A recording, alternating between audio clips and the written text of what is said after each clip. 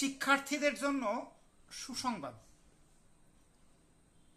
শিক্ষার্থীদের একটা নিয়ম ছিল যে হাফ ভাড়া যে বিষয়টি, এটা হচ্ছে নিয়ম ছিল যে ছুটির দিন যদি হয় তাহলে হচ্ছে হাফ ভাড়া নেওয়া হবে না।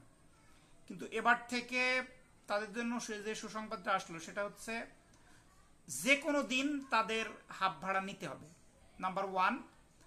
আর দ্বিতীয় যে বিষয়টা তাদের জন্য সুসংবাদ সেটা হচ্ছে এর আগে নিয়ম ছিল সকাল 8টা থেকে রাত 8টা পর্যন্ত শিক্ষার্থীদের হাফ ভাড়া নেওয়া হবে, কিন্তু অন্য সময়ে তাদের হাফ ভাড়া নেওয়া হতো না। এবার থেকে সকাল 6টা থেকে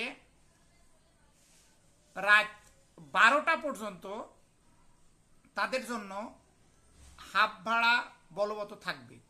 তো আসলেই এটি শিক্ষার্থীদের জন্য বড়ই সুখবর।